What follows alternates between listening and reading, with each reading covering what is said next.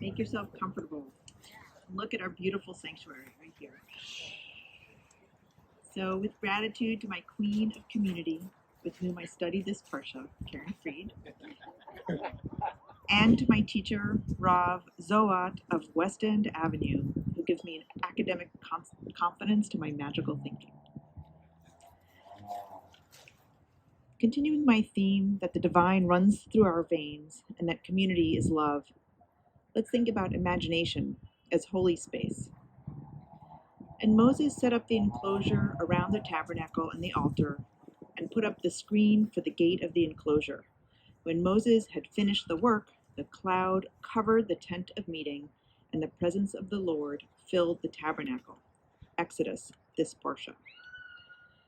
Before the Mishkan was erected, the whole desert was suitable for speaking with God, and after the Mishkan was erected, the desert was no longer suitable. The Dvar Mar in the 12th century. The building of the Mishkan lasts in our imaginations and is carried with us in our hearts. How suitable that we are sitting here. In last and this week's parsha, we are given a detailed description of the materials, the space, and the social structure needed to construct the Mishkan, the tabernacle. Materials are described with vocabulary that is both tangible and exotic. Linen, gold, silver, acacia wood, goat hair cloth, dolphin skin, colorful yarn, cherubs. Hooks, plate, bands, chains, cords, sockets, pegs, planks. We know what some of these things are, and our minds stretch toward others that we don't know. We try to connect these details in our imagination. Goats plus cloth equals durable and scratchy. Dolphin skins? Sockets? When we reach the limits of our powers of visualization, we have wonder and we have intimacy. These things belonged to our ancestors and belong to us. The space of the enclosure is also described.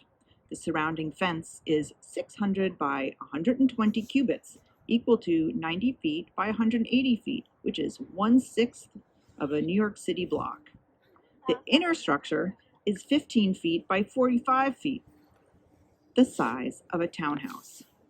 The point is not the numbers. Let the numbers just flow through you.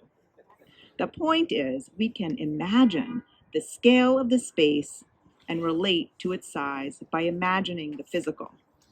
And when our minds can't remember the conversion of cubits to feet, we let the details go. We know it's in our heart. The social structure is also described. We have individuals and we have community. The names of the head artisans, the architects of the Mishkan, who follow and make real Moses' instructions, are Bezalel and Oholiab. They are named twice. The act of naming catches our attention. Either we are them as designers or as people who make aesthetic choices. We knit a colorful scarf.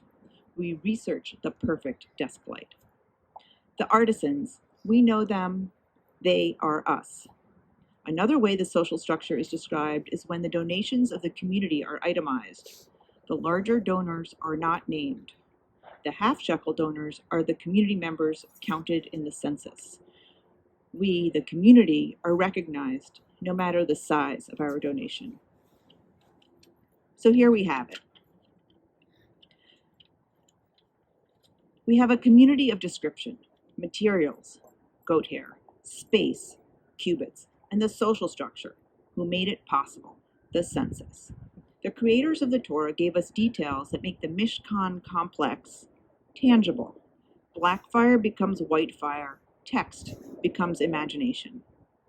A Seventh-day Adventist community in Mississippi built a replica you can visit, of the Mishkan that you can visit. Imagination made physical. Our community hovers between memory, literality, and the magical zone of imagination and longing. Each year we relearn and reimagine. the vocabulary of material construction, the space, size, and layout of the Mishkan campus, the social structure of individuals in the community. Each year, we build and rebuild the Mishkan in our minds. We grasp onto the familiar and feel the things that are beyond our reach. The magic of imagination carries the Mishkan forward in our community and in our bodies and in our community. Amen.